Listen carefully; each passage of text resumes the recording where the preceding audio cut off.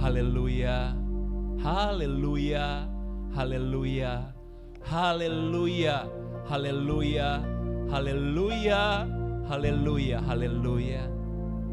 Ini kami gerejamu, ini kami jemaatmu, Jesus People Ministry. Kami tahu gereja ini ada karena Engkau, gereja ini berjalan karena Engkau, gereja ini ada karena maunya Engkau. Dan Tuhan, dalam nama Tuhan Yesus Kristus, biarlah pagi hari ini setiap jemaatmu yang datang kepadamu membawa hidup mereka, membawa doa mereka, membawa pergumulan mereka, membawa persembahan mereka di gereja ini. Karena mereka tahu di gereja ini ada Engkau sebagai Tuhan dan Juru Selamat. Masa depan mereka selamat karena ada Engkau di masa depan mereka. Keluarga mereka selamat karena ada Engkau di keluarga mereka. Kami tahu Yesus Juru Selamat kami. Berkati setiap jemaatmu yang datang Tuhan. Berkati mereka, berkati hidup mereka, berkati pekerjaan mereka. Dan Engkau yang akan menjawab setiap doa yang mereka naikkan di bait-Mu yang kudus ini. Berkati song leader, singer, para pemain musik, multimedia, soundman, diaken, diakones, siapapun yang telah bertugas membuat ibadah ini berjalan dengan baik. Biar Engkau akan selalu mengingat mereka dan mencurahkan berkat atas mereka. Saatnya kami akan sharing firman-Mu, biar firman ini akan jadi pelita bagi kaki kami, terang bagi jalan kami, ketika kami menghadapi kenyataan hidup di kehidupan kami sehari-hari, di hari-hari akan kami lewati ke depan.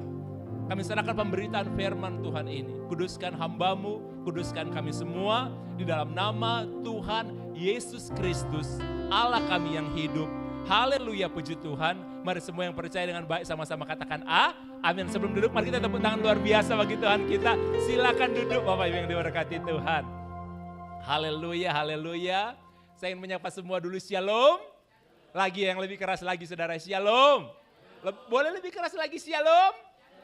Shalom, haleluya, haleluya. Terima kasih untuk Bapak Gembala, terima kasih untuk Ibu Gembala dan semua yang ada di sini yang mengajak saya untuk kembali bertemu. Ini untuk kedua kalinya saudara. Saya senang bahwa ada kemajuan di gereja ini. Tempatnya sudah lebih baik lagi.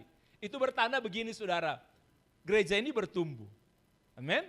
Saudara tahu, sesuatu yang hidup, tanda sesuatu yang hidup dia itu tumbuh.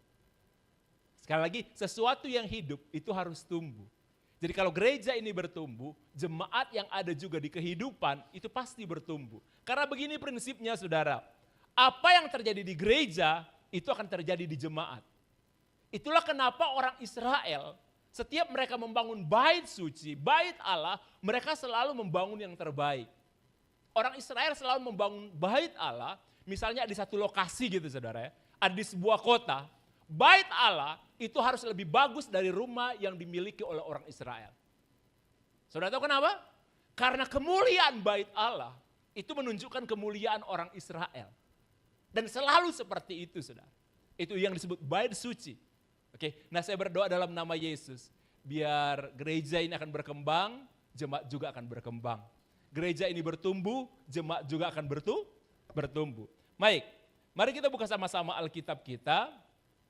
Saudara, hari-hari ini, tahun ini khususnya 2025, orang selalu bertanya begini kepada saya ketika saya ketemu dengan beberapa orang. Mereka bertanya, Pastor, kapan sih ekonomi akan selesai? Kapan keadaan semua ini akan berubah? Karena memang kita akui keadaan sekarang lagi nggak baik, lagi sulit. Oke? Mereka sering bilang begini sama saya, Pastor, apa komentar Pastor? Mereka tunjukkan kepada saya beberapa video. Baik dari praktisi maupun orang-orang yang hebat yang meramalkan, yang memperkirakan, yang memberikan pengajaran apa yang sedang dialami oleh negeri ini dan ke depan. Saya bilang kepada semua orang-orang yang sharing sama saya bilang saya pendeta, saya bukan businessman. Tapi ada satu hal yang saya mau katakan kepada setiap jemaat yang ada. Saudara yang diberkati Tuhan, Anda boleh lihat video dari influencer. Anda boleh lihat pendapat. Anda boleh membaca setiap pendapat itu penting, itu baik. Para ahli dan lain sebagainya. Tetapi jangan jadikan itu sebagai pegangan. Jadikan itu sebagai pengetahuan. Tapi pegangan, guide kita itu firman Tuhan. Kenapa firman Tuhan katakan begini? Jangan takut. Jadi kalau orang bertanya begini sama saya, Pastor Nixon, kalau saya takut berarti saya kurang rohani ya? Saya bilang enggak. Saya pendeta, saya pun punya rasa takut. Kalau saudara khawatir, menunjukkan bukan saudara tidak rohani. Itu manusiawi. Kenapa kita perlu dengar firman Tuhan? Ketika saudara dan saya takut, firman Tuhan bilang begini, jangan takut. Jadi jadikan firman Tuhan itu guide. Jadikan firman Tuhan itu sebagai pegangan bagi kita. Mari saya ingin membahas saudara pagi hari ini. Buka bersama saya 1 Tawarik pasal yang keempat. 1 Tawarik pasal yang keempat, kita akan baca ayat 9 sampai ayat yang ke-10. 1 Tawarik pasal 4 ayat ke-9 sampai ayat yang ke-10. Saya akan baca ayat yang ke-9, saya minta semua jemaat yang ada, orang yang diberkati Tuhan yang ada, membaca ayat yang ke-10. Kita mulai ya. 1 Tawarik pasal 4 ayat yang ke-9, firman Tuhan bilang begini, Yabes lebih dimuliakan daripada saudara-saudaranya. Nama Yabes itu diberi ibunya kepadanya sebab katanya, aku telah melahirkan dia dengan kesakitan. Ayat ke-10 ya, 1, 2, 3.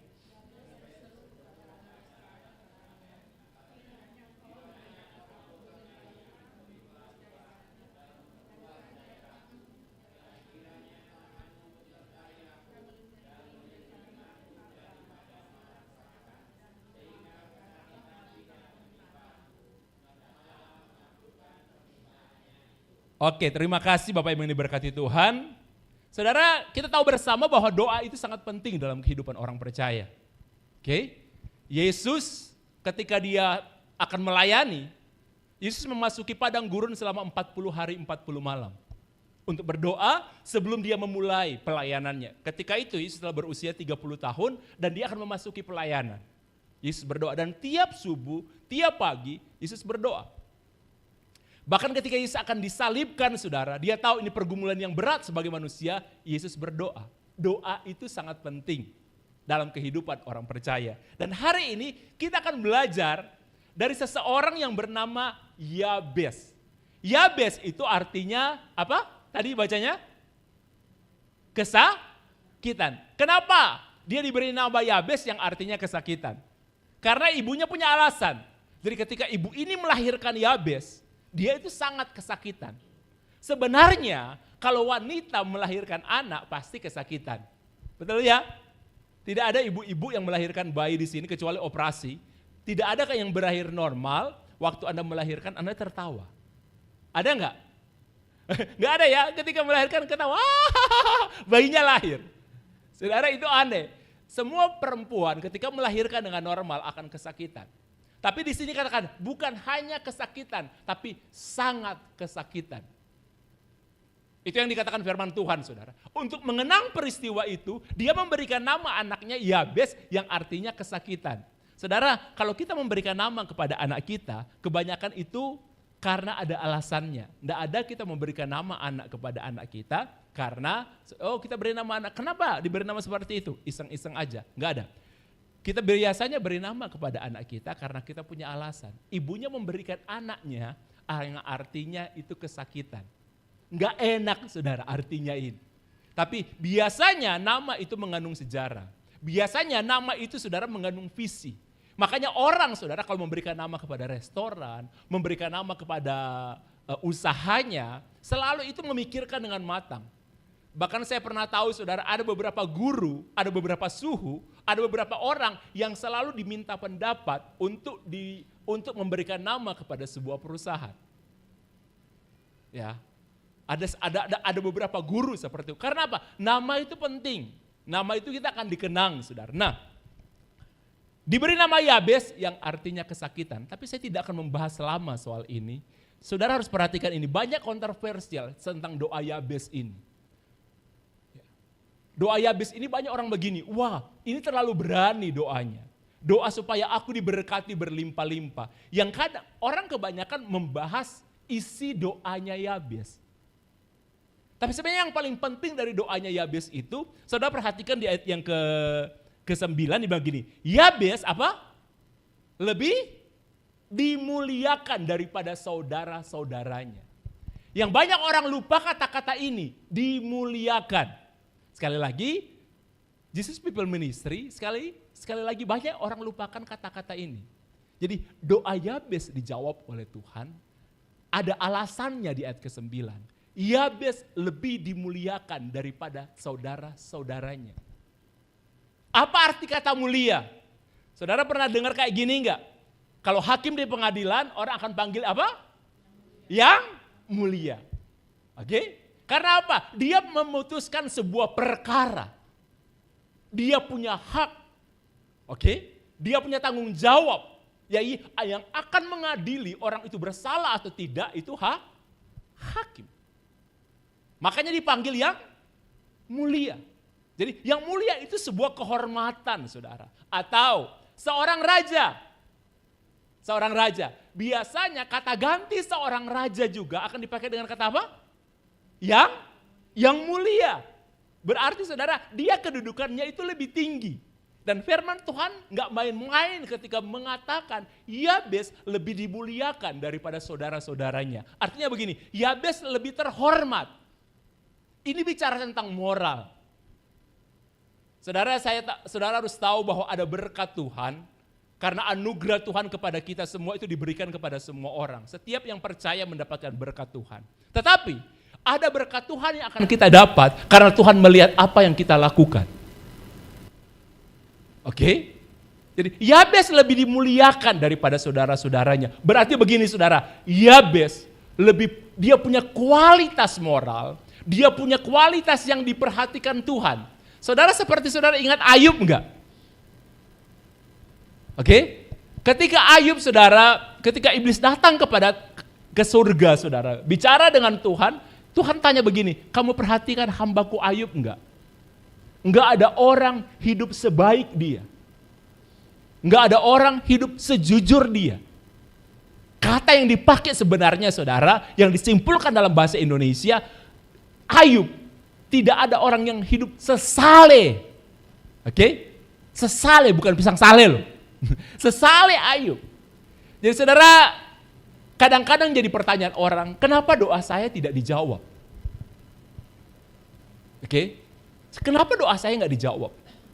Yabes dikatakan begini, dia berdoa dengan sangat berani dan kata pentingnya juga ada di sini saudara. Dan Allah, apa saudara dikatakan di situ? Dan Allah mengabulkan. Saya berdoa dalam nama Yesus, saudara akan mengalami ini. Doa saudara dikabulkan oleh Tuhan. Amin. Saya tidak akan panjang berbicara kepada saudara, tapi firman Tuhan begini. Tuhan akhirnya mengabulkan doa. Bukan masalah kata-katanya Yabes. Bukan saudara. Bukan indahnya sebuah doa. Bukan kerennya sebuah doa. Bukan air matanya sebuah doa. Tapi firman Tuhan begini. Allah mengabulkan doa Yabes karena apa? Dia lebih dimuliakan daripada saudara-saudaranya. Saudara, berita anugerah itu berita yang keren. Sehingga orang Kristen kadang-kadang terlalu terbuai dengan berita anugerah. Mereka hidup asal-asalan. Mereka hidup serampangan, tapi mereka minta doa berkat yang berlimpah-limpah. Saudara, untuk doa-doa khusus, saudara harus punya nilai di hadapan Tuhan. Oke. Ada banyak orang hidup sembarangan, tapi meminta berkat yang luar biasa. Yabes bilang begini, berkati aku berlimpah-limpah. Banyak orang yang menganalisa doa Yabes. Tapi yang saya ingin kasih tahu kepada saudara, doa itu gak perlu dianalisa. Karena doa itu pengalaman pribadi. Kalau pengajaran, kita harus periksa secara teologia. Tapi kalau doa, gak perlu kita periksa secara teologia. Karena apa saudara? Karena doa itu adalah pengalaman pribadi. Doa adalah pengalaman saudara itu dengan Tuhan. Saya mau kasih cerita sama saudara, saya mau kasih gambaran kepada saudara. Karena setiap orang punya kebutuhan sendiri, setiap orang punya doa sendiri. Saya mau kasih kesaksian sama saudara. Satu kali saudara ketika kami membawa rombongan ke Israel, kemudian saya bilang kepada rombongan yang ada, besok kita akan ke tembok ratapan. Saya cerita kepada rombongan waktu itu mau ke Israel, tembok ratapan itu salah satu tempat favorit saya untuk berdoa. Banyak tempat di Israel yang bagus, yang kita bisa merasakan begini, hadirat Tuhan di tempat itu. Karena kita tahu di tempat itu Yesus pernah berjalan, Oke, dan peristiwa-peristiwa besar secara rohani pernah terjadi di Israel. Itu ada. Jadi saya bilang gini, besok kita akan ke tembok ratapan. Di tembok itu saya bilang kepada semua peserta yang ada, ketika tembok dibangun, Salomo berdoa kepada Tuhan. Salah satu doa Salomo, Tuhan apapun yang orang Israel doakan di sini, dengarkan doa mereka. Biar engkau tinggal di tempat ini. Dan dari manapun bangsa-bangsa datang dan berdoa di tembok ini, biarlah engkau mendengarkan doa mereka. Saudara masih ingat itu ya? Dan Salomo bilang, Tuhan biar engkau di sini. Tapi Tuhan bilang begini kepada Salomo, tidak mungkin aku tinggal di bumi ini. Tapi Tuhan janji begini, sampai selama-lamanya, setiap orang Israel datang ke tembok ini dan berdoa kepadaku, aku akan menjawab doa mereka. Makanya orang Israel di seluruh dunia, setahun sekali minimal, kalau mereka punya uang, tersebar dimanapun mereka akan datang ke tembok ratapan untuk berdoa. Betul ya, saudara? Dan banyak bangsa-bangsa yang berdoa ke sana. Saya bilang, ini pandangan pribadi. Nah, ada sepasang suami istri, saudara. Malam mereka bilang begini sama saya, sebelum masuk kamar mereka bilang begini, Pastor Nixon, boleh kita berbincang-bincang gak? Boleh sharing gak? Saya bilang, oke, boleh. Jadi kami sharing, saudara, di lobi hotel itu sambil kami ngopi. Mereka bilang begini sama saya, Pastor Nixon, saya dan istri saya usia pernikahan kami mau masuk ke usia 21 tahun. What? Wow, saya bilang selamat. Kami menikah ketika kami masih di bawah umur 20. Saya belum 20, istri saya juga belum 20. Saya masih 19 tahun pada waktu itu, Pastor. Kami saling jatuh cinta, dan ketika kami menikah, kami masih kuliah. Kami sama-sama suka belajar, puji Tuhan kami sama-sama dari keluarga yang cukup bisa punya uang untuk mensupport kami kuliah dan atau belajar dimanapun. Tapi kami memutuskan, kami untuk menikah. Walaupun setelah itu kami sekolah dan kami harus terpisah, karena sekolah kami di tempat yang berbeda. Tapi kami dalam keadaan menikah. Jadi ada sekitar 2 tahun lebih, hampir 3 tahun, kami itu terpisah. Sampai kami selesai, kemudian kami bersama-sama lagi. Dan kami pulang ke Indonesia. Kami pikir begini, setelah kami menikah, kami akan memiliki anak dengan waktu yang cepat. Bahkan di waktu kuliah pun saya pikir kalau istri saya hamil, itu nggak ada masalah. Tapi ternyata nggak bisa. Dia bilang, hari ini Pastor Nixon, sudah hampir mau 21 tahun. Kami akan masuki usia pernikahan kami. Pastor Nixon tahu, awal-awal kami menikah, orang selalu bertanya seperti biasa ya, kapan punya anak? Betul ya? Kalau belum menikah orang tanya, kapan menikah? Kalau kita sudah menikah katanya, kapan punya anak? Oke, kalau udah punya anak orang akan tanya, kapan punya cucu? Betul ya? Kapan cucunya menikah? Mereka bilang, kami ditanya, baik keluarga dan lain sebagainya. Sampai akhirnya orang bosan bertanya. Saya pun pernah beberapa kali berdoa, Pastor, supaya kami memiliki keturunan. Tapi sampai akhirnya saya udah gak pernah berdoa lagi. Saya dan istri berusaha melakukan yang terbaik. Kami akhirnya, puji Tuhan, apa yang kami doakan itu Tuhan selalu jawab.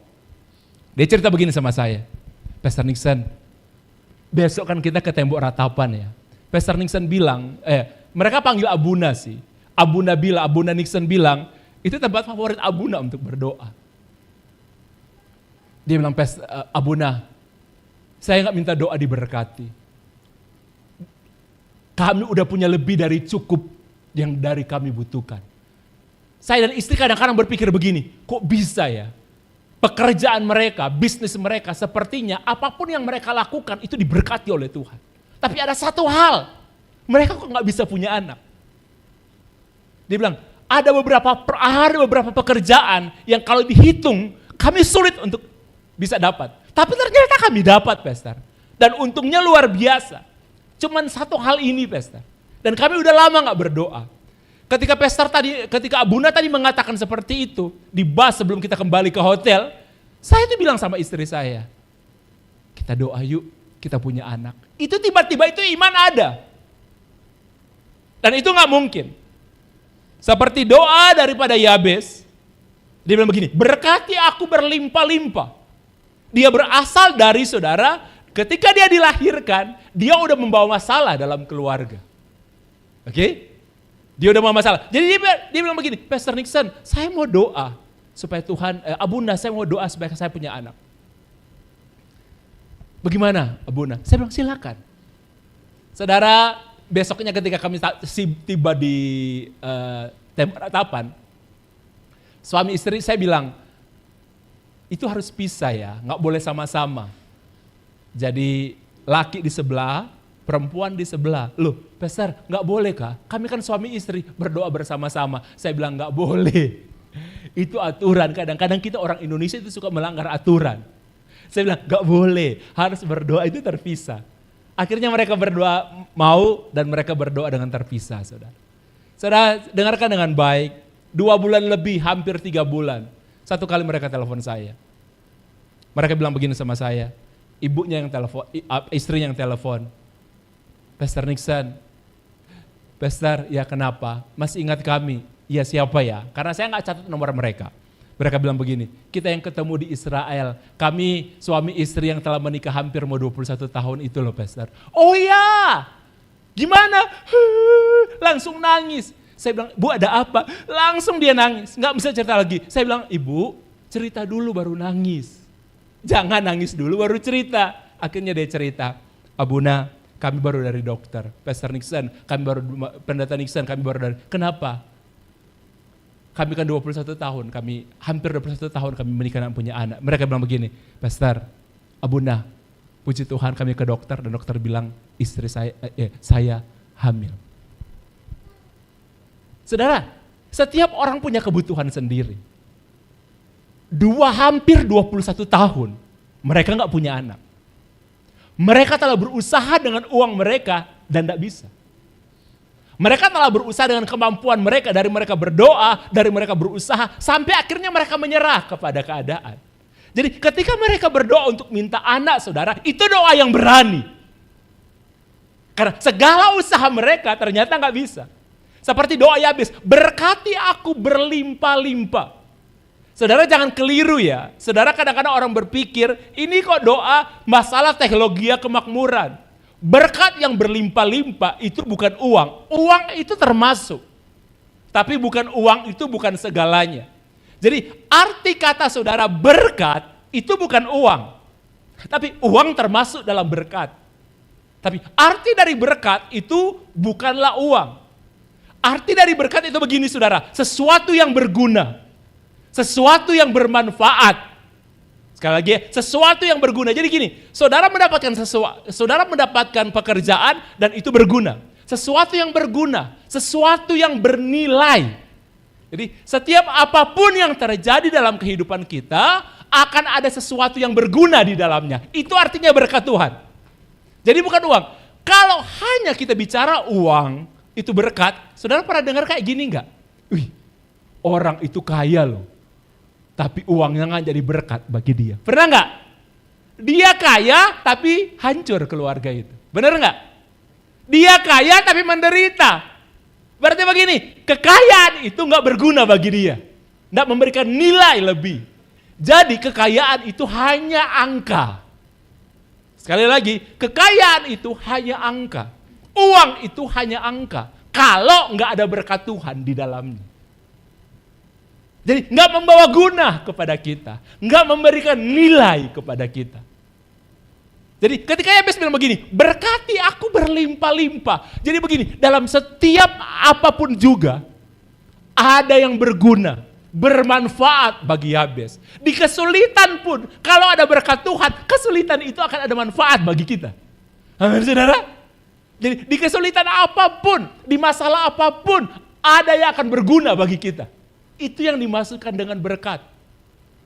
Jadi sebelum begini, jadi berkati aku berlimpah-limpah. Jadi begini, bukan cuma sekedar ada gunanya, tapi kegunaannya itu banyak. Pagi ini saya ingin mengajak saudara untuk belajar berdoa kepada Tuhan. Apapun yang terjadi, selalu akan ada nilainya, akan ada gunanya dalam kehidupan kita. Amin. Bukan cuma uang. Sekali lagi, untuk apa kita punya banyak uang, tapi uang itu jadi masalah besar buat kita. Sekali lagi saudara sering mendengar ya, orang itu kaya, tapi nggak diberkat. Nggak jadi berkah. Kekayaan itu nggak jadi berkah. Nah itulah Yabes bilang gini, berkati aku berlimpah-limpah. Dan dibilang apa saudara di sana? Dan memperluas apa? Daerahku. Ini yang dimaksud memperluas daerah saudara, itu bertumbuh. Yabes ini seorang petani. Daerah yang dimaksudkan dengan Yabes di sini saudara, yang Yabes doakan, kalau dalam bahasa Ibrani saudara, karena Alkitab Perjanjian Lama kan bahasa Ibrani, itu begini saudara. Kalau saudara tahu pantai ya. Nah pantai kan itu pasir. Di akhir dari pantai itu saudara, nanti ada daerah yang namanya akhir dari pasir dan mulai itu terdapat yang disebut dengan tanah. Jadi Yabes ketika dia berdoa, dia bilang begini, dan engkau perluas daerahku. Jadi dari batas terakhir daerah berpasir, saudara tahu, dan kemudian ada yang namanya daerah saudara tanah, Yabes minta dari situ dan Yabes bilang perluas. Nah itu yang saya bilang kepada saudara tadi, sesuatu yang hidup itu harus bertumbuh. Sekali lagi, sesuatu yang hidup itu harus bertumbuh. Saudara harus berdoa begini saudara, bisnis saudara, usaha saudara, doa supaya tumbuh. Bukan hanya menghasilkan. Bukan hanya untung. Kadang-kadang orang hanya mengejar keuntungan. Tapi tidak bertumbuh. Sekali lagi, bisnis yang hidup itu bertumbuh. Saya konseling dengan beberapa orang dalam pernikahan. Mereka selalu cerita ketika mereka mau bercerai, saudara, tentang perbedaan antara suami dan istri. Beberapa waktu yang lalu saya berbicara dengan seorang pasangan suami istri, saudara, yang mereka ingin berpisah. Usia pernikahan mereka, saudara, baru 5 tahun. Masih sangat muda. Oke? Saya bilang, kenapa kalian dulu menikah? Oh, begini, dia cerita bahwa istrinya penuh pengertian. Dia bilang, saya tertarik, kenapa kamu pilih dia? Oh dia wanita yang paling pengertian, wanita yang paling bisa memahami saya, Pastor. Okay. Dia pahami saya, dia mengerti saya, dia doakan saya, karena dia singers di gereja. Oh terus saya bilang, oke, tapi saya kaget, ketika saya menikah, istri saya berubah. Nggak pengertian lagi. Dia lebih aktif di pelayanan, karena secara finansial saya bilang kamu tidak perlu bekerja lagi, saya akan membackup semuanya, jadi dia aktif sekali di pelayanan. Nah istrinya saya bilang begini, kenapa kamu milih dia? Oh dia pria yang baik, dia pria yang tepat, dia bilang begini, Koko itu Kak selalu tepat, kalau dia janji jam berapa sebelum dia datang. Sebelumnya dia datang, pokoknya mereka tunjukkan, loh kenapa sekarang? Dia bilang, Koko berubah setelah menikah. Saya akhirnya ajak mereka, coba lihat istri kamu, berapa besar kekurangan istri kamu dan berapa besar kelebihan istri kamu. Saya bilang begini, coba kamu lihat, berapa besar kelebihan suami kamu dan berapa besar kekurangan istri kamu. Saya bilang, catat. Ketika mereka catat, saudara, dan saya suruh, ayo gantian bicara. Gantian. Ketika mereka baca, saudara, sedikit kok. Saya bilang paling tinggi saya melayani orang yang menikah dan mau bercerai. Paling tinggi perbedaan suami dan istri, kekurangan istri paling banyak itu 20-25% kok. Kekurangan suami pun setara dengan segitu-gitu. Apa yang menjadi masalah? Kita lebih fokus kepada kekurangan pasangan kita daripada kelebihan pasangan kita. Itu yang membuat akhirnya begini, cinta akhirnya gak bertumbuh lagi. Kasih kita kepada pasangan kita gak bertumbuh lagi. Selalu berdoa saudara begini, Tuhan tumbuhkan biar kasih saya kepada istri saya, kepada suami saya, biar itu bertumbuh. Kalau enggak saudara itu akan mati. Oke, ya dia bilang begini, dan memperluas daerahku. Dan apa saudara bilang begini, dan kiranya tanganmu menyertai aku, melindungi aku dari malapetaka, sehingga kesakitan tidak menimpa aku. Kalau ada tangan Tuhan yang menyertai kita, saudara. Ada tangan Tuhan yang melindungi kita. Kesakitan tidak akan menimpa kita. Menimpa begini, saudara, menggerogoti kita. Oke? Saudara boleh kena virus, tapi tidak akan menjadi bagian hidup saudara. Oke? Dan sehingga kesakitan tidak menimpa aku, tidak akan menggerogoti hidup kita. Saudara, dan sekali lagi ini yang terakhir sebelum saya selesai, dan firman Tuhan bilang begini, dan Tuhan mengabulkan doa Yabes. Ya, dibilang gini, dan Allah mengabulkan permintaannya itu. Pagi hari ini, sebelum saya selesai, kita akan berdoa apapun yang menjadi doa saudara. Biar firman Tuhan ini akan jadi pelita, nggak kebetulan saudara datang pagi ini, biarlah firman Tuhan ini akan bilang begini, apapun yang saudara doakan hari ini, oke, Tuhan akan mengabulkan permintaan itu. Yang saya ingin pesan kepada saudara, kalau ada yang salah dalam hidup saudara, perbaiki itu. Karena firman Tuhan sekali lagi bilang gini, Yabes lebih dimuliakan daripada saudara-saudaranya. Berarti begini, nilai Yabes di mata Tuhan itu lebih. Yabes ini keturunan keluarga Yehuda, keturunan dari suku Yehuda. Itu pun dari cabang yang lain. Siapa sih itu keturunan suku Yehuda di Israel? Yakub, Yusuf. Oke. Yusuf pun kalau saudara perhatikan, hidupnya lebih daripada saudara-saudaranya. Kenapa? Yusuf punya nilai lebih di hadapan Tuhan. Kenapa kita menerima sesuatu yang lebih? Saudara, kita kalau masalah selamat, Yesus bilang begini, kalau kita percaya, kita pasti selamat. Tapi untuk hal-hal yang lain, saudara harus punya nilai lebih. Sehingga begini, saudara lebih dimuliakan daripada yang lain. Jadi alasan Yabes doanya dijawab, bukan doanya yang keren. Tapi karena gini, dia lebih dimuliakan, dia itu mulia. Periksa diri saudara di hadapan Tuhan. Kenapa kadang-kadang doa kita gak dijawab? Bukan karena Tuhan gak mau menjawab. Oke? Mungkin ada yang salah untuk kita perbaiki. Saudara ingat firman Tuhan bilang satu aja sebelum saya selesai. Firman Tuhan bilang begini, kalau seandainya kamu tidak mengampuni saudaramu, kamu sedang bertengkar dengan saudaramu, kemudian kamu datang untuk berdoa. Firman Tuhan bilang sederhana yang kadang-kadang orang lupa. Datanglah kepada saudaramu itu, selesaikan masalahmu, oke, selesaikan kebencianmu, tidak ada amarah, baru kamu datang berdoa. Itu yang kadang-kadang kita lupa. Oke. Supaya apa? Doamu diterima oleh Tuhan. Saudara tahu, memaafkan orang itu tindakan yang mulia. Karena apa? Tidak semua orang mau memaafkan. Keterlaluan dia, ya orang itu keterlaluan. Kelewatan batas dia, ya orang itu kelewatan batas. Ada orang tanya begini sama saya, Pastor Nixon, kalau dia gak mau mengampuni, oh gak apa-apa. Yang penting kita sudah mengampuni. Kalau dia tetap dendam, oh gak masalah. Ngapain kita mau gubris dengan dendamnya orang? Yang penting kita gak ada dendam. Jadi kalau ada yang bilang begini, Pastor, saya udah telepon dia, kemudian dia marah-marah. Saya bilang, saya minta maaf, saya ampuni kamu. Dia banting teleponnya. Oh gak ada masalah. Yang penting bukan saudara yang banting teleponnya. Jadi gini, saudara mulia di hadapan Tuhan. Saudara punya nilai lebih. Orang lain kalau disakiti melampaui batas, dia tidak bisa mengampuni. Tapi Anda ditipu melampaui batas, saudara. Dia tidak bisa ngajak apa-apa, malah dia yang marah-marah. Saudara ampuni dia. Saudara mungkin pernah memberikan hutang kepada orang lain, oke? Setelah tagih dia marah-marah. Oke, setelah tagih dia marah-marah, saudara. Dan saudara nggak bisa mengampuni.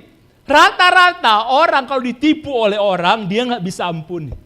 Itu manusia yang rata-rata. Kalau saudara menjadi manusia yang lebih lagi nilainya, ada orang nipu saudara, saudara ampuni dia. Saudara tahu itu yang namanya saudara mulia. Oke? Itu yang dikatakan saudara itu mulia. Saya mau tutup dengan sebuah kesaksian kepada saudara. Saudara yang diberkati Tuhan, satu kali ada seseorang yang bilang bersaksi sama saya. Dia bilang begini sama saya, Pastor Nixon, saya dengar Pastor Nixon berdoa. Siapa mujizat pertama apa yang saudara ingin terima di tahun 2025? Mujizat pertama apa yang saudara ingin terima di tahun 2025? Dia bilang begini, saya punya teman gereja Pastor Nixon. Kami itu dekat. Dia juga orang yang aktif ke gereja. Satu kali dia punya utang sama saya. Dia bilang begini, nanti saya bayar. Memang gak sampai miliaran, ada di angka ratusan juta lah. Gak sampai miliaran, di angka ratusan juta. Nah, di hari yang ditentukan saudara, temannya ini nak bayar. Sampai berbulan-bulan. Tapi dia bilang, dia ngerti temannya itu sedang sangat kesulitan keuangan juga. Temannya cuma janji begini, dia itu punya bisnis, dia punya satu pekerjaan, kemudian dia udah kerjakan, tapi orang yang ini saudara belum membayar. Dan dia bilang begini, kalau itu dibayar, saya akan bayar utang saya kepada kamu. Jadi ketika saya dengar apa yang Pastor Nixon bilang, jadi seperti Pastor Nixon selalu bilang, firman itu pelita. Saudara saya bilang ya, firman Tuhan itu pelita. Jadi kalau ada kegelapan, ketika saudara takut dan firman belum begini, jangan takut, itu namanya pelita. Nah dia doa saudara. Jadi dia datang ke temannya itu dia bilang begini, kamu kan janji, kalau akhirnya hasil pekerjaan sudah kamu kerjakan yang belum dibayar, kemudian pekerjaan itu akhirnya dibayar, kamu akan bayar utang saya. Iya, saya baru dengar sharing dari Pastor Nixon bilang begini, mujizat pertama apa yang kamu ingin lihat di tahun 2025? Begini, saya berdoa langsung, Tuhan, mujizat pertama yang saya ingin lihat tahun 2025, kamu, dia bilang, temanku itu bayar hutang saya. Jadi begini, mujizat yang pertama juga yang harusnya kamu lihat tahun orang yang pekerjaannya sudah kamu selesaikan tapi belum membayar, doakan supaya apa yang harusnya jadi milik kamu itu dibayar. Mereka berdoa, sore itu dua ibu ini berdoa sama-sama. Dan saudara tahu apa yang terjadi? Besoknya, orang ini telepon kepada ibu ini. Bu, mohon maaf, tertunda lama. Apa yang harusnya jadi hak ibu? Ibu, pekerjaan ibu akan dibayar. Uang ibu akan cair. Walaupun itu prosesnya akhirnya hampir 1 minggu, baru uangnya cair semuanya. Itu sekali lagi saudara, berbulan-bulan tidak terjadi. Berbulan-bulan tidak terjadi apa-apa saudara. Tapi ketika dia berdoa, kadang-kadang saudara kita hanya mengeluh, tapi kita tidak berdoa. Jadi berbulan-bulan hasil pekerjaan ibu ini nggak dibayar. Padahal dia sudah kerjakan. Oke, tapi ketika dia berdoa, besoknya ini nyata ya, orang itu telepon, Bu, cair. Jadi begini, ada sesuatu dalam hidup kita, ada berkat Tuhan, tanpa saudara berdoa, saudara terima. Tapi ada berkat Tuhan yang saudara harus berdoa. Sekarang saya mau tantang saudara, apa yang saudara mau doakan hari ini? Mari kita berdiri. Haleluya, saya selesai.